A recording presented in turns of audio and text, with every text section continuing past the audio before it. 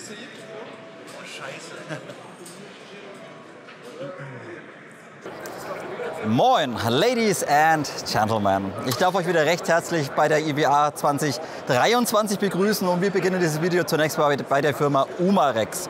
So, bei Umarex gibt es relativ viele neue interessante Sachen und wir fangen erstmal hier bei der HK416A5 an. Und jetzt werdet ihr euch zunächst mal denken, ja, schon wieder eine HK416, bekommt man doch schon von VFC, letztendlich dann auch die Sportsline von Syma. Und wenn ihr euch das Modell jetzt mal genauer anschaut, dann werdet ihr feststellen, dass das Modell nicht von VFC kommt und auch nicht von Syma, sondern hier haben wir eine Arcturus. Bedeutet eine 416A5 aus dem Hause Arcturus und dementsprechend auch einmal dieses einstellbare Low- bzw. Mid-Cap, was ihr von Arcturus kennt. Bedeutet, auch das Magazin könnt ihr letztendlich einstellen, ob ihr jetzt 30 Schuss reinladen wollt oder 130 Schuss. Ansonsten ist im inneren Bereich ist bereits ein abgedatetes Hop-Up-System drin mit einem Flat-Hop-Bucking, was dementsprechend ausgelegt für 0,25 bis 0,3 Gramm BBs. Also nicht mehr so dieses Standard-Hop-Up.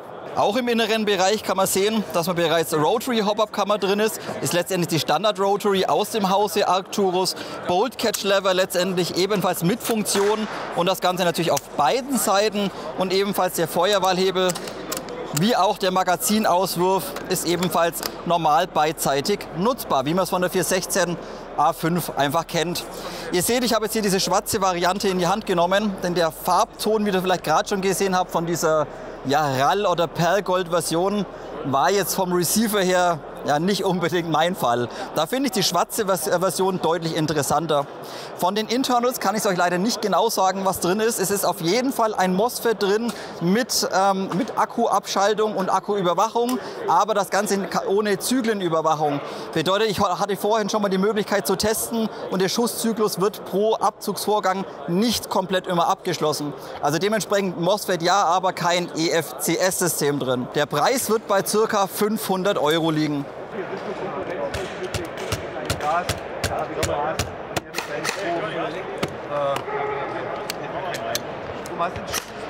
Bitte? Hast du einen Stromspruch? Einen Stromspruch? Ja, bei mir ist ja nur Gas, nur Spaß und bei dir ist... keine Ahnung.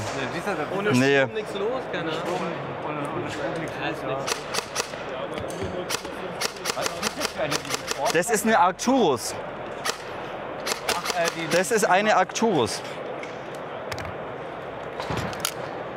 Was mich ja wundert, warum die nicht die Zyber-GBBs haben.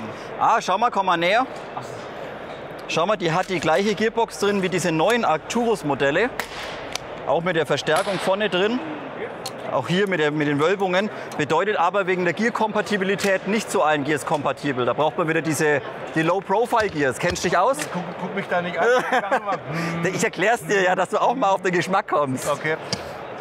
Nee, die hat innen drin so einen Versatz von den Lagern. Und da bekommst du keine schnelleren Gears rein.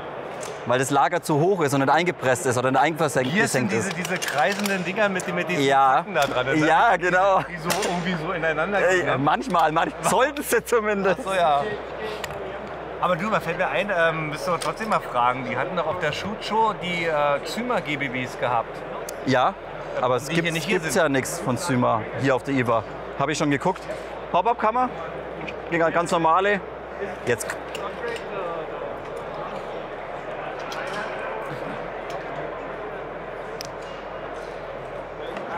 Der hat doch gestern irgendwas gesagt, da ist ein Flat-Top drin, ne?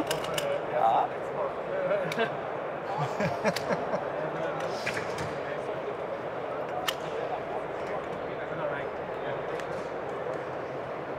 Jo. Ähnelt ein bisschen Maple Leaf. Also eine Arcturus mit dem Flat-Top-Bucking. Hast du es einfangen können? Wie nein? Das Loch ist zu klein, dann gehen wir her. Sieht man es ein bisschen in der Kamera? Ja, jetzt passt's. Ja? Sehr gut. Also mit Flat-Top, sehr gut. Probleme gibt's zwar. Ja, das ist dir ja egal, wie das Ding schießt, gell? Hauptsache es macht Lärm. Kommt was raus und macht Lärm. Ja, richtig. Aber ach, was jetzt gehen wir. Soll ich das zusammenbauen?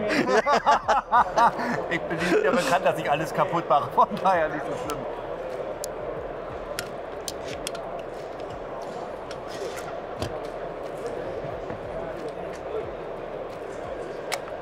mal, nein, das ist wieder so dieses Zusammenschieben da. Also.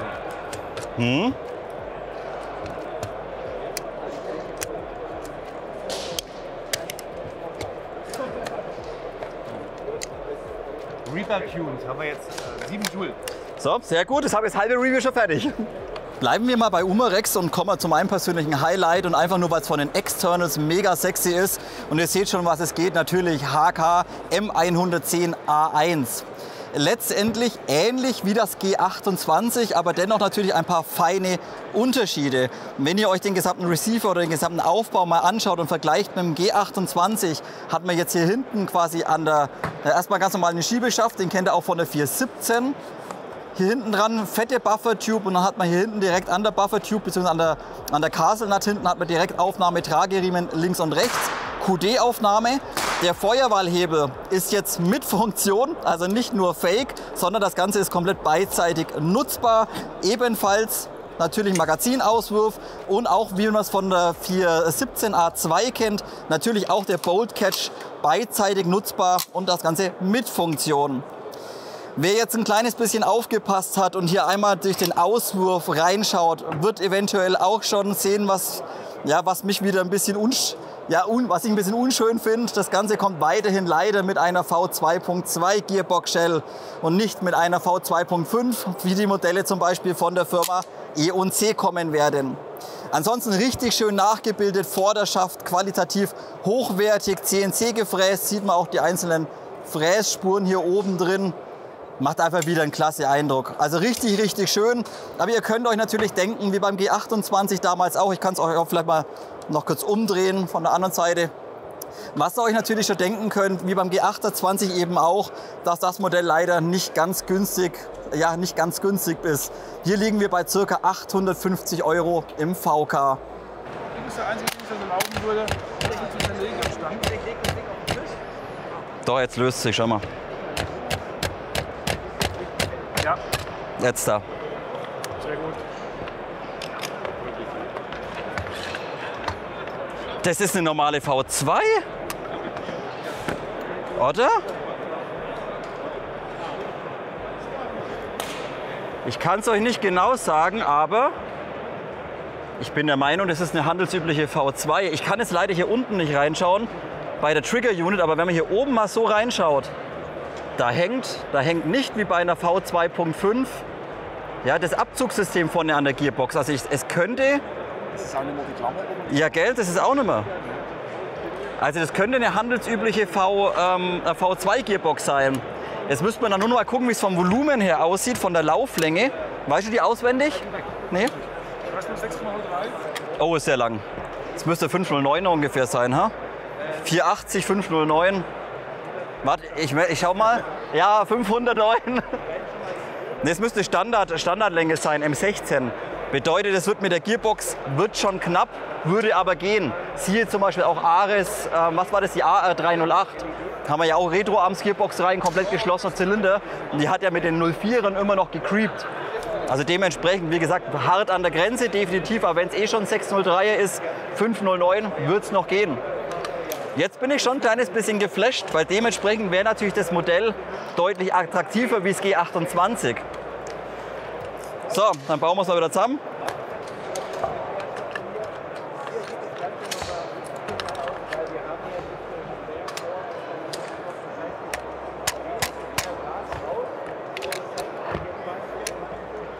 So, und dann packe ich sie mir ein. Warte, ich steck mal rein, ja? Steck rein. Oh, jetzt sind wir noch eincremen können. Aber das geht ja nicht. Hier sind Lock und dann auf Lock. Dann zünden. Warte mal, das geht nicht ganz. Und dann jetzt noch vom Feiern. Wenn du ganz nach rechts machst, geht's vom Feiern. So, und jetzt da. Peng. Peng. Hier, safe. Warte, ich schau mal. Guck mal rein. Der Wunsch und der Nachladen. Das ist echt leicht. Ja. Was kaputt gemacht. Scheiße, hast du noch nie gemacht. Weiter geht's bei Umarex mit dem schönen Karl Gustav und darüber wird sich natürlich der Bruce sehr weitläufig äußern können. Ich leider nicht und für mich ist es auch nichts. Gut, es ist letztendlich ein Raketenwerfer, aber für Airsoft gedacht. Das Ganze wird gasbetrieben und wird es aber auch in Deutschland leider nicht zu geben oder nicht zu kaufen geben. Bedeutet, man liegt hier über 7,5 Joule. Auf jeden Fall leider ohne PDB-Zulassung und dementsprechend eben halt vielleicht nur was für Österreicher oder Schweizer und auch nur dann auf dem Spielfeld, wenn man die Energie halt irgendwie runterbekommt. Bedeutet letztendlich komplett Kunststoffmantel, komplett Polyamid Kunststoff, sehr leicht. Also wer sich jetzt denkt, da müsste viel rumschleppen, da war gerade die M110 war nahezu identisch vom Gewicht her. Also wie gesagt, kompletter Kunststoffmantel, auch im inneren Bereich oder hier die ganzen Öffnungen, die Hebel, alles aus Kunststoff gefertigt. Dementsprechend aufs Gewicht geachtet und wird dann aber letztendlich von hinten mit diesen Kartuschen geladen. Bedeutet, ihr habt im inneren Bereich habt ihr so eine riesengroße Gaskapsel einmal drin. Warte, ich hole die mal raus. Das ist quasi die hier. Die wird quasi komplett vollgepumpt mit Gas, kommt dann letztendlich hier hinten ganz normal einmal rein. Dann macht ihr, oh, jetzt ist die Kugel rausgeplumpsert. Dann macht ihr hinten die Abdeckung drauf. Da müsst ihr nur aufpassen, wie rum die ausgerichtet wird, dass es wieder passt. Könnt ihr hier einstellen, auf Open ganz normal hochziehen oder aufziehen. Safe ist es gelockt und bevor ihr es dann einlegt, stellt ihr das Ganze einmal auf Fire. So, dann steckt ihr das Ganze von hinten einmal rein. Dann macht ihr hier hinten einfach Hebel auf, klappt das Ganze drum auf und könnt dann hier hinten quasi die bereits abgeschossene HE zum Beispiel einmal rausziehen und die neue letztendlich einmal reinschieben da hinten. Und dann könnt ihr das Ganze wieder einmal lösen bzw. feuern. Die BBs selbst bzw. das Geschoss, das gefördert wird über das Gas, steckt ihr einfach dann letztendlich hier vorne rein. Und da seht ihr, ist jetzt letztendlich so eine Kunststoffkugel drin und die besteht aus zwei Hälften. Bedeutet, ihr geht einfach in den Beutel rein, macht das ganze Ding mit BBs einmal voll, haltet sie zusammen, denn die wird nicht irgendwie gelockt, sondern müsst ihr zusammenhalten. Dann stopft ihr die ganze Kugel mit den beiden Hälften einmal in den dafür vorgesehenen O-Ring rein, damit die Hälften zusammengehalten werden. So, und letztendlich, wenn ihr feuert, wird die ganze Gaskartusche innen drin schlagartig entleert sich, beziehungsweise kann nach vorne ausströmen, beschleunigt die Kugel letztendlich im inneren Bereich über einen Aluminiumlauf oder Rohr und im vorderen Bereich geht die Kugel auf und verstreut sozusagen einmal eure BBs. Das ist die ganze Funktion von dem Ding. Das nächste sehr interessante Modell aus dem Hause Umarex, beziehungsweise kennen wir schon, GHK Glock. Habe ich euch bereits ein Review drüber gemacht, aber ihr habt es vielleicht schon mitbekommen. Das Modell gibt es jetzt ebenfalls mit einem CNC gefrästen Aluminiumverschluss. Bedeutet, der Schlitten oder Verschluss oben ist jetzt eben nicht mehr aus Stahl. Dadurch ist das Modell ebenfalls ein kleines bisschen günstiger und vor allem der große Vorteil, was die Stahlversion eben für Nachteile hat, wird hier beseitigt. Bedeutet, der Gasdruck, der benötigt wird, um den gesamten Schlitten oder Verschluss nach hinten zu führen, ist deutlich geringer. Dadurch ist die Aluminium-Variante deutlich effizienter und nicht so cooldown-anfällig wie die Stahlversion.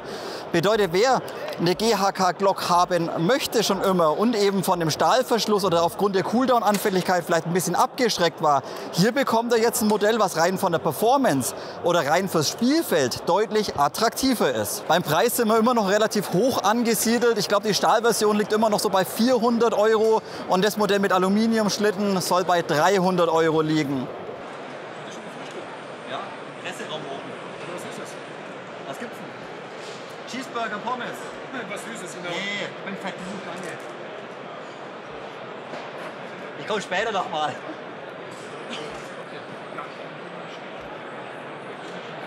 So Leute, wir sind angekommen bei G&G und da haben wir letztendlich das neue SSG G3-System. Split-Gearbox-System habt ihr vielleicht schon bei der SHOT Show gesehen. Werde ich in einigen Wochen hoffentlich ein Review dazu bekommen, sobald es in Deutschland zugelassen ist. Aber jetzt schon mal für euch, schauen wir uns das System mal komplett im Detail an. Okay, let's go. All right, so I guess the first thing I want to show you is the fact that full metal everything, full aluminum cut, as well as we can go straight into the split gearbox. Also ihr habt komplett Aluminium, ist es Die-Cast? I believe also aluminum as well, but I believe it's so Aluminium, kompletter Metallvorderschaft und kompletter Receiver, komplett aus Metall, beziehungsweise eine Zink-Alloy-Legierung letztendlich. So, dann aber das Besondere, wie bei ICS, kann man das System komplett aufklappen. Okay, please show us. And then the breakdown here. Ein bisschen näher hin.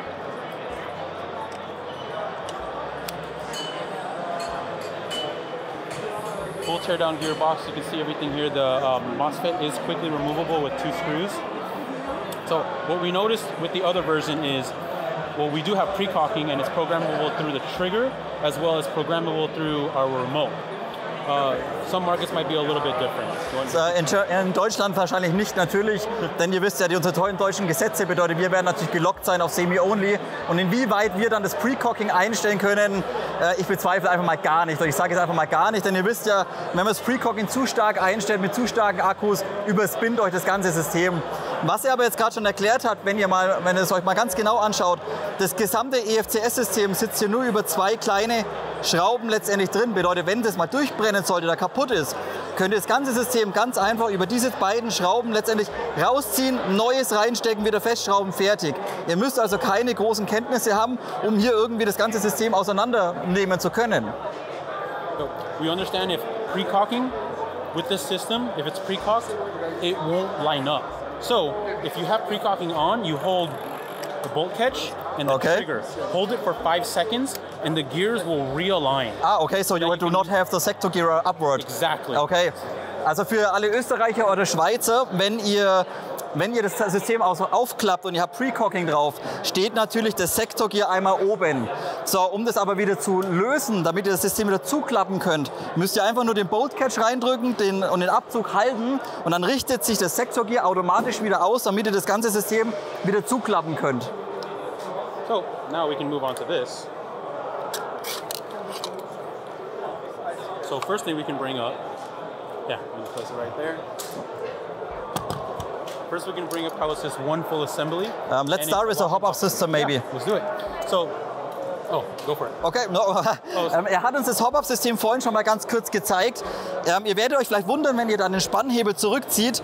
Ihr werdet hier seitlich am Auswurf kein Drehrad oder irgendwas vorfinden. Dafür habt ihr aber wie bei VFC früher bei den GBBs hier vorne quasi einen Phillips bzw. einen Kreuzschlitz.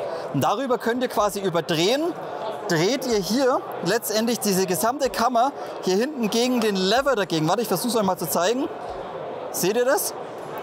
Quasi ihr baut quasi Druck auf die ganze Röhre, die über den Inner drüber geht. Und dann baut ihr hier hinten letztendlich den Druck auf dem Tensioner auf.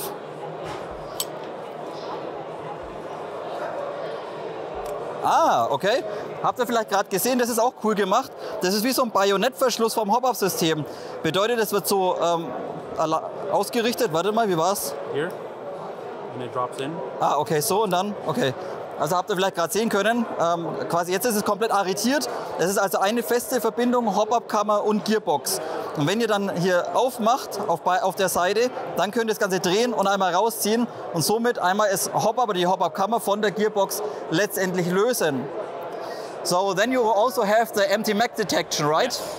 So empty mag detection is located right here. You can actually see when the nozzle goes back. It's optical. So this is not the only optical. We have that, the trigger's optical, and then selector's optical. But when this one catches a brake, it will shut the gun off. Okay. And you have so there's an optical line like maybe laser, that goes through the hop-up chamber to check if there. Hole right there. This tiny hole? Yes. Okay. It'll sense that brake and it'll shut the gun off. Okay. That's the reason it locks in, and the lock-in also helps with FPS. Ah, okay. So no moving from the hop-up chamber itself. So the FPS is less than 1 meter per second. This is good. This is good. Also was ihr vielleicht auch gerade schon mitbekommen habt auf Englisch, letztendlich ihr habt die Empty Mag Detection drin. Bedeutet, ihr seht hier vorne eine kleine Platine drin, da ist eine Lichtschranke. Und diese Lichtschranke geht letztendlich bei der Hop-Up-Kammer durch dieses kleine Loch durch, komplett auf beiden Seiten. Und somit weiß letztendlich die Elektronik, wann noch eine BB drin ist und wann das System leer ist. Hört dementsprechend automatisch auf zum Schießen. Dementsprechend wird aber auch die Hop-Up-Kammer hier vorne letztendlich fest mit der Gearbox verbunden, damit der Sensor bzw. der Laserstrahl immer sauber ausgerichtet ist. Und dementsprechend habt ihr aber auch keine Probleme, dass die Hop-Up-Kammer hier irgendwie von der Gearbox wegwandern kann und dementsprechend irgendwie die Energie stark anfängt zu schwanken. Also es soll sehr konsistent sein von der Energieabgabe her. Was ihr vielleicht auch gerade schon raushören konntet, Bolt Catch und Fire Selector sind ebenfalls optisch bei dem neuen G&G-System. Habt ihr vielleicht auch gerade schon gesehen, ich übersetze es einfach mal ganz kurz. Bedeutet, wenn die Waffe leer ist und aufhört zum Schießen, müsst ihr natürlich wie bei einer echten Waffe jedes Mal den Verschlussfang quasi drücken. Dieser ist einseitig. This one is just on the left side of the shooter. Okay, so Bolt Catch nur vom Schützen aus auf der linken Seite, nicht rechts. Was ihr vielleicht auch gerade schon gesehen habt, wenn ihr den Spannhebel hinten lasst, neues Magazin rein, dann Bolt Catch drücken, dann wird der Spannhebel wieder automatisch mit nach vorne genommen von dem System. Or you can Okay. use the bolt catch if you want. Okay, so you can just, you do not need to. You do not need to, Okay, but you can. you can only just press the Bolt Catch and done. Correct. Okay, also Bolt Catch ebenfalls mit Funktion. Was wir uns auch gerade schon angeschaut haben, ist letztendlich der neue Schaft hinten von G&G. Könnt ihr ganz einfach aufklappen hier hinten. Könnt ihr mal hier mal anschauen, habt ihr zwei so Laschen dran. Da zieht er letztendlich einfach nur dran und dann könnt ihr den ganzen Schaft ganz easy einmal aufklappen. So, dann habt ihr hier innen drin die Verkabelung und da bekommt ihr kleine Triple Sticks rein bis 1200 oder eben dann 1300, 1400, dann aber nur Double Sticks. Is it meal spec or commercial spec, or is this a special size of the buffer tube? Let me see. I have to double check. I'm not sure, but I believe what we normally run is commercial. So if I need more space for my battery, I can also install another stock maybe. Actually, no, because actually this is a functional barrel nut, and it actually has the detent. It actually holds it together in the same way that a normal AR is. So I cannot remove the stock. You can. So I can install another stock with more capacity. So I have the room on the left and on the right. Do you know this? So you can install a very big battery on the back. So you can switch it out. Okay. It's a different style of stock though, but it's not proprietary. But it's the one where you actually have to rotate you have to screw in the buffer tube. Okay, but the outer diameter of the buffer tube is standard. Yes. Okay, also auch wenn ihr mehr Platz benötigt letztendlich, ihr könnt auch wieder ganz andere Schäfte ganz normal auf der Buffer Tube installieren. Einen kleinen Punkt haben wir jetzt gerade noch vergessen anzusprechen. Den Abzug könnt ihr bei dem G3-System ebenfalls einstellen. Daher es ein optisches System ist, habt ihr drei Möglichkeiten. Entweder ihr stellt den Abzug als Hair-Trigger ein, bedeutet wie beim Titan zum Beispiel auch einfach nur vorne zu triggern. Ihr könnt im Midrange-Bereich oder ihr habt die volle Länge letztendlich. Und das könnt ihr eben ebenfalls bei dem neuen G3-System direkt out of the box einmal einstellen. Anschlag wie bei einem mechanischen System ist leider nicht vorhanden. Bevor wir gleich weitermachen mit dem AR15 GBBs von G&G, schauen wir uns erstmal ganz kurz das Glock-Magazin an, was sie uns gezeigt haben. Das ist letztendlich ein ganz normales Glock-Magazin, auch kompatibel zu VFC, zu TM, zu WE, ganz normal, aber Besonderheit, Long Mag, 50 Schuss und das Ganze aus Aluminium. Bedeutet, wer eine GHK Glock kennt, weiß, dass es sehr, sehr leichte Aluminiummagazine bereits auf dem Markt gibt. Und G&G bringt uns jetzt letztendlich hier ein ganz normales Glock, kompatibles Long-Magazin aus Aluminium, also ultra leicht das Ganze. Allerdings der Preis hat in sich angegeben mit 60 US-Dollar und dementsprechend gehe ich davon aus, dass das Ding bei uns um die 80 Euro kosten wird. Bei G&G schauen wir uns ebenfalls das FAS-System noch ganz kurz an. Jetzt werdet ihr euch denken, ja, was ist das denn? So, hier oben seht ihr erstmal FAR in der 9 mm oder 9er Variante, FAR 9, kurzes kleines Magazin, wie auch bei der ARP 9. Und dann seht ihr hier einmal die FAR 556 letztendlich. Das werdet ihr euch denken, ja, was ist denn das? Kompaktes 9 mm oder AR-15-System. Ja, aber es passt mal auf, wer es noch ein bisschen kompakter haben möchte. Vom Schützen aus auf der linken Seite findet ihr hier so ein Lever-System vor. Bedeutet, ihr droppt erstmal das Magazin oder das Magazin muss raus. Dann geht ihr hier vorne her, zieht den Hebel raus. Dann könnt ihr hier quasi den Hebel öffnen und das Ganze zur Seite wegklappen. Dann könnt ihr es arretieren lassen am Receiver, am M-Lock letztendlich. Und dann kann ebenfalls der Klappschaft kann ebenfalls noch einmal arretiert werden. Dann habt ihr letztendlich das gesamte Ding für den Transport. Also wer einfach nur gern mit dem Rucksack reist oder sowas, natürlich abgesperrt selbstverständlich, hier definitiv ein lustiges Gadget. Zum Aufklappen einfach hier vorne wieder dran ziehen, hier vorne einhaken, Klappschaft einmal öffnen. So, hier einmal einhaken, schließen, Klappschaft hinten einhaken, zack, und dann ist das Ding wieder fertig montiert. So Leute, und dann wie versprochen geht es weiter mit der G&G GBBR, das erste AR15 GBB Modell aus dem Hause G&G. Auch hier wieder ein paar kleine Besonderheiten im Vergleich zu anderen Herstellern auf dem Markt. Zunächst mal, wenn ihr ein kleines bisschen näher kommt, ihr könnt vielleicht den Feuerwahlhebel sehen, wird jetzt natürlich gelockt. Bedeutet, wir können nicht umschalten, da das System nicht gespannt ist. Wenn wir es aber einmal spannen, könnt ihr sehen, dass wir hier einen richtig schönen snappy und clicky 45 Grad Selektor letztendlich haben und das auf beiden Seiten. Ohne Spiel selbstverständlich und läuft wunderbar. Dann ebenfalls Bolt Catch, also ein Verschlussfanghebel, sehr stark erweitert, bedeutet, wer auch ein bisschen Grobmotoriker ist, einfach los draufbatschen, klatsch, Der Verschluss schließt letztendlich und der Rest ist letztendlich Standard, bedeutet ganz normal Magazinauswurf auf beiden Seiten, bedeutet auch vom Schützen aus auf der linken Seite Magazinauswurf vorzufinden. Und was ihr vielleicht auch sehen könnt, das ist alles so ein kleines bisschen, ja, wie so Diamanten-Style nennt man es, glaube ich. Also sehr große Druckplatten und fühlt sich dementsprechend auch sehr, sehr gut an. Eine weitere Besonderheit und einzigartig von G&G, glaube ich, beziehungsweise einzigartig G&G macht das ganze System vom Hop-Up auch wieder innovativ. Bedeutet, ihr habt im inneren Bereich des Laufes, bevor der Inner anfängt, habt ihr letztendlich einen Inbusschlüssel. Und wenn ihr den dann quasi dreht von innen drin, dann schiebt ihr letztendlich auch so eine Hülse nach hinten und verstellt dementsprechend im inneren Bereich euer Hopper-System. Also ähnlich wie wir es damals bei Umarex bei der HK 416A5 hatten und wie das gerade schon bei den neuen SGR 556 AEG gesehen habt. Also auch hier Hop-Up direkt von vorne einzustellen. Ihr müsst da nicht irgendwie mit dem Tool seitlich irgendwie in den Verschluss irgendwie rein, hier oder mit dem Inbus wie bei VFC nix. Einfach letztendlich von vorne ganz normal Hop-Up einstellen. Der letzte Punkt, der mir noch gut gefällt, das Magazin ist ebenfalls unheimlich leicht.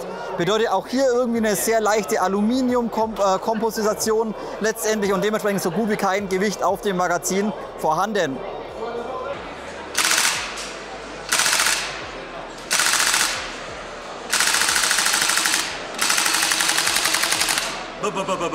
Empty. So Leute, bei VFC gerade M249 GBB geschossen. Ja gut, ist halt eine GBB im Full-Auto und ihr habt es aber auch gesehen, das Ding wird schon sakrisch kalt, wenn man da ein bisschen schneller triggert oder ein bisschen am Abzug hängt.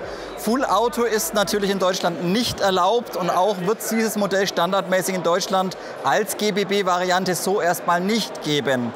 Es könnte eventuell sein, dass der Micha von Kuma eventuell versucht, das Ding als HPA, als 05 zu importieren, aber so standardmäßig wie die Waffe kommt, wird sie auch in Deutschland leider nicht zu kaufen geben aufgrund unserer Gesetzeslage. Ist natürlich wieder ein kleines bisschen schade.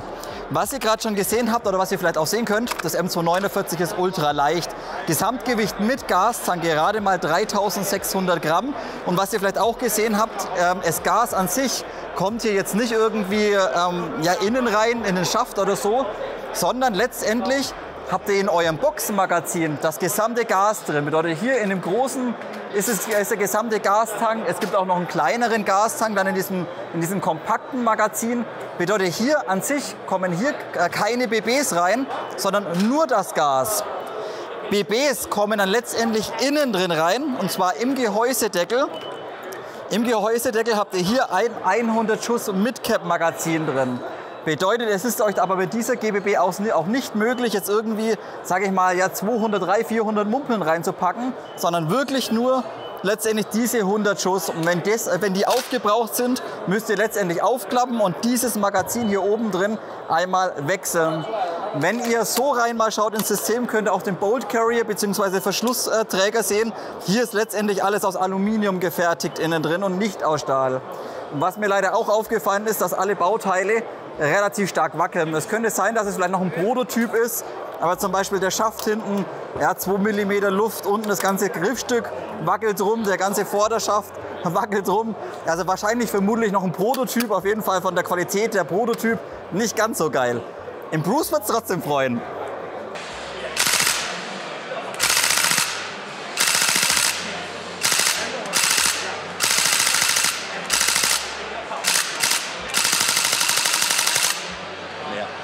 Zwar jetzt nichts Neues und nichts Weltbewegendes von VFC, aber schaut euch mal diese schöne Avalon BCM an in der SBR-Variante. Richtig schön, klein, kompakt, führig, schlanker Vorderschaft, großes Muscle oder Muscle Brake vorne dran, aber natürlich wieder der kleine Punkt mit dem Schiebeschaft. Kapazität von Akku doch sehr, sehr stark limitiert. Da wäre es natürlich ratsam, definitiv auf den Brushless-Motor zu gehen. Ansonsten ist es letztendlich eine handelsübliche, stinknormale Avalon, wie man sie auch schon seit Jahren kennt. So Leute, wir sind angekommen bei Delta Armory in Zusammenarbeit mit dem Software Store. Und hier möchte ich noch kurz ein paar Punkte zum Review ergänzen. So, Delta Armory, die Kniften habt ihr vielleicht gesehen. Es gibt die 3 Serien, die Charlie, die Bravo und die Alpha. So, und jetzt hier aber der Punkt, ich hatte im Review einmal diese Silent Ops Modelle und ich hatte die Alpha. Da jedes Mal das Problem, dass wenn ihr einen Tracer verwenden wollt oder einen Schalldämpfer mit Schaumstoff, dass ihr jedes Mal das Problem habt, dass der Inner komplett durchgeht. Jetzt habe ich euch natürlich gesagt im Review, es gibt noch andere Modelle. Die schauen wir uns mal ganz kurz an. Hier oben haben wir eine MK18 aus der Bravo-Serie, bedeutet gesamte Vorderschaft, Aluminium gefertigt, der Receiver komplett aus Polyamid-Kunststoff. Und wie ihr hier eben sehen könnt, da habt ihr das Problem zum Beispiel nicht. Bedeutet ganz normales 14 mm Linksgewinde, einmal vorne dran, Tracer dran ballern, Schalli dran ballern, fertig. Ebenfalls da drüben. Bei diesen modernen M-Lok-Systemen, das ist jetzt eine aus der Alpha-Serie, ihr seht, kompletter Metallreceiver, Vorderschaft, Aluminium. Auch hier habt ihr eben das Problem nicht, bedeutet ganz normale Mündungsbremse, Schalli vorne drauf, Tracer vorne drauf, ist hier also kein Problem. Worauf ich hinaus möchte, wie im Review angesprochen, einfach aufpassen, wenn ihr euch eine Delta Armory raussucht, was für ein Modell möchtet ihr und möchtet ihr darauf zurückkommen oder möchtet ihr hier einen anderen Schalldämpfer oder einen Tracer verwenden. Denn das ist eben nicht bei allen Modellen möglich. Wie gesagt, ich würde dann zum Beispiel zu so einer greifen, denn hier bin ich etwas mehr flexibel. Wir sind angekommen bei der Firma Airsoft Zone bzw. TMH und da haben wir jetzt die wunderschöne Maxim 9 gefunden. Beziehungsweise, das heißt wunderschön, ich weiß, der Axel hinter der Kamera feiert das Modell unheimlich. Ich finde sie vom Geschmack her bisschen gewöhnungsbedürftig. Aber gut, ich weiß, viele von euch finden das Modell unheimlich geil. Schauen wir uns mal ganz kurz an. Innen drin AAP-System, kennt ihr vielleicht bereits innen drin. Bedeutet ähnlich wie bei der AAP aufgebaut. Ihr habt ein sehr geringes Gewicht letztendlich als Verschluss oder als Gewicht, was hier mit zurückfährt letztendlich. Auch das Magazin ist letztendlich Standard AAP bzw. Standard Glock. Also hier nichts Besonderes, nur eben auch wieder das ultraleichte Magazin. Bedeutet auch hier komplett aus Aluminium gefertigt, sehr, sehr leichtes Magazin. Und eben vorne der gesamte Aufbau, wo ihr zum Beispiel von Ace-Tech den Tracer nochmal integrieren könnt. Ist aber im Standardpreis von 250 € nicht enthalten.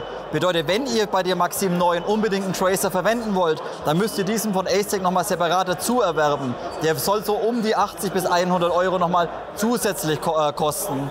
Dann obendrauf RMR-Montage, müssen wir mal gucken, was für ein Bohrungsabstand, aber direkt hier oben auf jeden Fall einen schönen Cut drin, damit man hier oben einen Rotpunkt oder ein Leuchtpunktvisier direkt montieren kann. Wie gesagt, Bohrungsabstände, was für ein Footprint das jetzt genau ist, weiß ich leider aktuell noch nicht. Griffstück komplett aus Polyamid-Kunststoff gefertigt, da kann der Axel vielleicht auch noch mal kurz ein wenig näher kommen. Hier das Griffstück schön umgesetzt mit diesem Morse-Code, letztendlich schön griffig das Ganze. Auch von der Demontage her sehr innovativ, bedeutet einmal Magazin raus, dann habt ihr hier hinten letztendlich so einen fetten Druckknopf oder Druckpunkt dran, den drückt ihr kräftig rein und dann könnt ihr hier oben letztendlich einfach nur aufklappen und darüber das ganze System dann letztendlich einmal demontieren bzw. abnehmen. Ich bin jetzt gerade mit TMH schon am diskutieren, ob wir vielleicht ein Review-Modell bekommen. Da werde ich mir aber sicherlich den Axel dazu holen, denn der kennt sich mit dem Ding definitiv besser aus wie ich. So Leute, dann schauen wir uns von AW Custom einmal die TTI Sand Viper an. Einmal dieses Modell hier, seht ihr oben direkt gleich RMR-Aufnahme letztendlich drauf. Farbe etwas gewöhnungsbedürftig.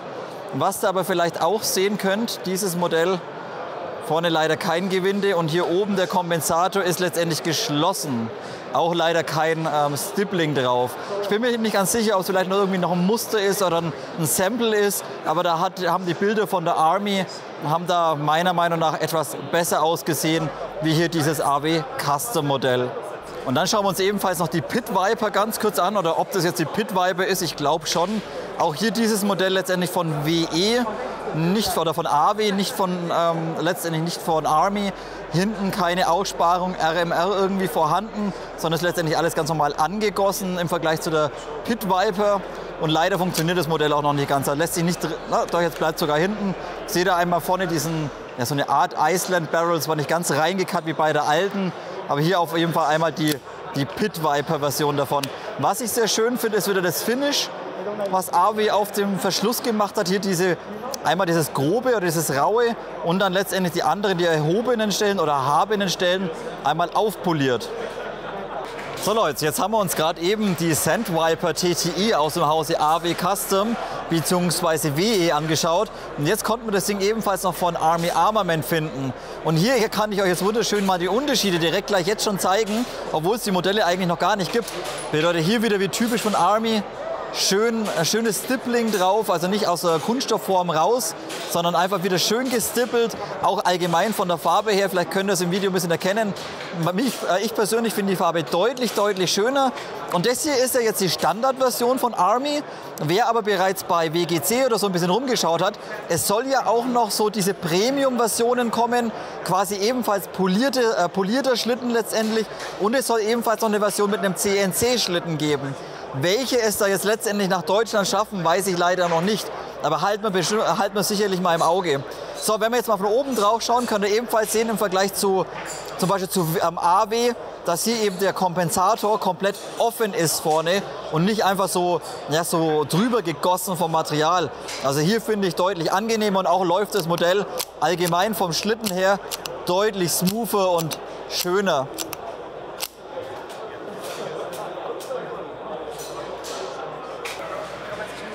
Wie heißt das Ding? Solar Trigger Helium Flat Top S-Mac, zweimal BMAC ESA 2, alles klar. So, schau mal, Andi, du darfst auch mal in einem Video sein. So, Andi, du als alter Influencer, was sagst du jetzt zu den neuen Spectre Arms? Designtechnisch. Warte mal, da fährt irgendein Hubwagen gerade vorbei. Designtechnisch ist er auf jeden Fall sehr schön.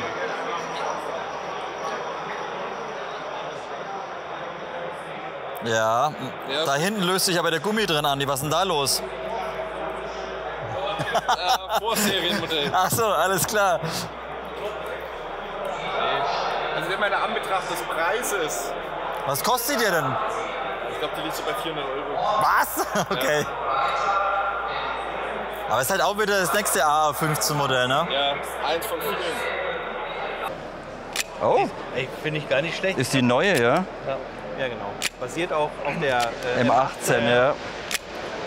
Die Modelle an sich, Guck mal hier, finde ich auch die das Texturierung. ist schön, das ist schön. Das fühlt sich was wie ein Stippling an, Ja, gell? ja, richtig. Schön fein. Kommst mal rüber, ein paar Nahaufnahmen machen.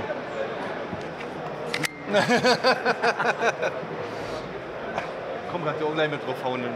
Spann mal. Schöner Abzug. Ja. Fühlt sich gut an. Schönes Stippling. Die Modelle an sich haben nur ein Problem und das ist der Roller hinten.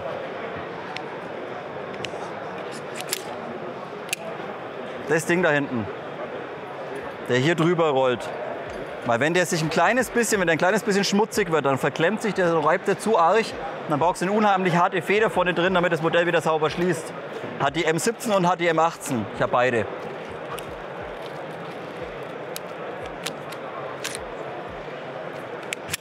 Das ist schön. Oh, der Abzug ist schön. Das ist gut, ne? Ja. Der ist fein und direkt. Ehrlich, mich hat erst die Größe ja gar nicht interessiert, aber wo ich die jetzt sehe, Der ist die gar nicht schön. schlecht. Komm mal noch mal näher. Kannst du den Abzug mal filmen? Hier kommt der Druckpunkt.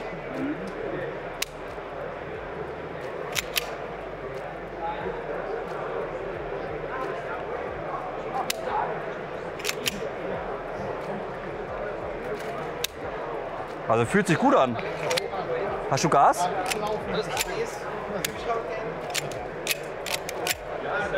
Weißt du, was jetzt noch fehlt? Gewinde vorne drin. Nee, muss ich ehrlich sagen, ich find die so, wie sie ist. Ja, aber es gibt ja auch Spieler, die wollen dann Tracer. Oh, was sehe ich denn? Achso, halt, da bringst du wieder die Dinge drauf. Wie bei der M17 auch, gleiche Abdeckung. RMR-Montage hinten. Ich finde, es ist eine schöne, kleine, kompakte. Und jetzt ist ja wieder mein Part, da wir hier ein Lizenzprodukt haben, sind wieder alle Markings drauf. Und das ist das, was mich hat sie nie interessiert, aber da ich sie jetzt in den Händen halte, ist es wirklich. Aber die anderen hatten auch Markings, die normale ja, nee, M18 ich meine, und die ja, weil ich die M17. lange hatte. Okay. Ja. Und ich dachte, warum soll ich mir noch eine Kurz holen? Das ist eigentlich Quatsch, aber jetzt die zivile Variante in schwarz. Ich habe auf meine M18 habe ich einen Cerakote-Schlitten, einen CNC-gepressten Cerakote-Schlitten drauf. Farben nur schwarz? Ja. Oder auch ein FDE? Nur schwarz, nur schwarz. Richtig schön, richtig schön. Wie er sagte ja schon, der Abzug ist irgendwie ganz toll. Und das ist eine kurze MPX? Genau. Noch kürzer? Sportline ist das dann. Was heißt Sportsline? Kunststoff.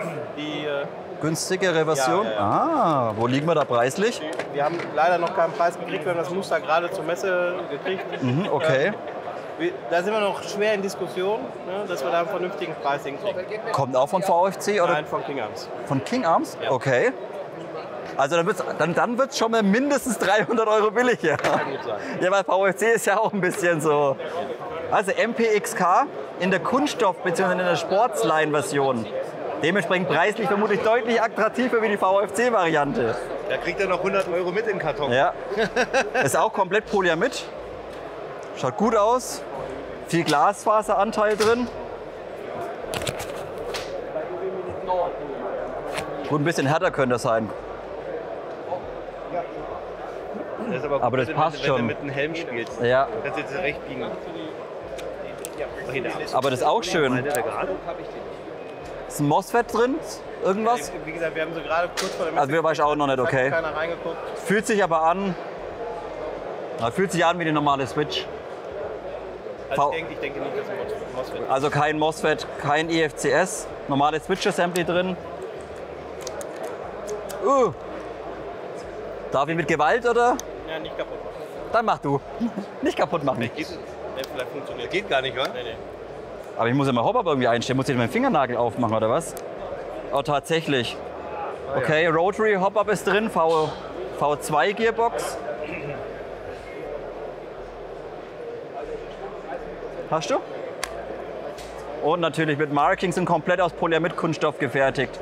Also wer auf der Suche nach einer etwas günstigeren MPX ist, kommt hier letztendlich auf seine Kosten. Die gibt es von einem Hersteller als GBB, aber nicht in Deutschland. Du? Ja, soll aber auch noch kommen. Bei uns in Deutschland? Ja. Okay. Du, ich habe nur gehört, Kotte will das machen. Gut, der importiert ja alles. Finde ich aber gut. Dass die auch mal so Pseudo-Sachen rausholen. Also So Leute, wir sind einmal bei Primary Arms. War eigentlich nicht geplant, aber da haben wir richtig schöne Optiken einmal gefunden, welche eventuell auch erschwinglich für den Airsoft-Bereich sind. Da hätten wir erstmal das RD15 Rotpunktvisier, ganz normal für Backups. Und hier die Besonderheit, ihr habt es nicht nur einen kleinen Punkt quasi zentriert, sondern ihr habt außenrum noch einen deutlich größeren Punkt. Bedeutet, wenn ihr die Pistole zieht, findet ihr letztendlich den Punkt deutlich schneller. Hard to fill. But yeah, trust me, I know. So, und dann ein LPVO, was es mir unheimlich angetan hat, vom Primary. SLX 1 bis 6x24. Das Ding kostet 400 letztendlich. Und von der Qualität und vom Absehen der absolute Hammer. Auch von der Beleuchtung, wir versuchen euch jetzt dann das Ganze mal einzufangen. Ihr habt letztendlich im Absehen wirklich einen absolut kleinen, scharfen Minipunkt. Bedeutet, ihr könnt das Ding auch auf der kleinsten Vergrößerung nur als Rotpunkt verwenden, hinzoomen oder vergrößern bis auf 6-fach. Und ihr habt immer noch einen komplett scharfen Punkt. Es blurrt nichts, es verschmiert nichts. Einfach von der Qualität her richtig, richtig gut, muss ich sagen. Wir versuchen euch das Ganze mal irgendwie einzufangen. Hast du's? Ja. Warte. Machen wir nochmal. Wo ist ein Stativ?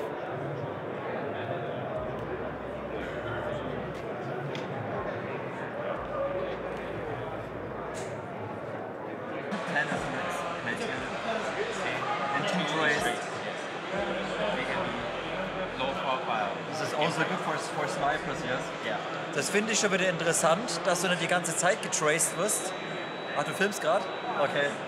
Finde ich gut, dass du nicht die ganze Zeit traced, sondern halt nur jeden 10. Schuss zum Beispiel. Ist cool. Will be also a bit better to adjust it a little bit higher. Yeah. So if you play like a mid cap, so you can adjust it to 28 untraced and only 2 traced. So like a real gun, you can also use the last 2 bullets traced. So you can see when your mag is empty or something. So a little, just a soft, little software update, so you can go a little bit higher here. Yeah, we can do that. Okay. We will launch the grenade launcher later on. Also a grenade launcher? Yeah, we'll okay. But you can use it on regular launchers also? Yeah.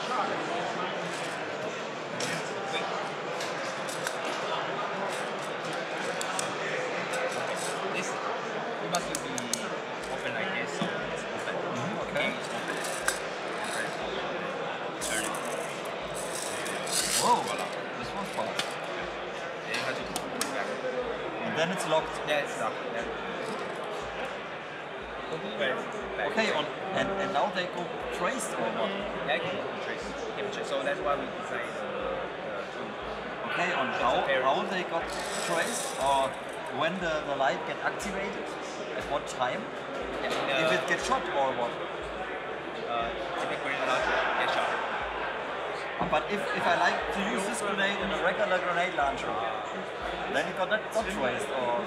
I don't have trace. Okay, Have to okay. use our Okay. Also brauchst du einen speziellen Granatwerfer, dass er funktioniert. Aber der Speedloader ist geil. Zack, fertig. Cool. best. Otherwise, not a brain.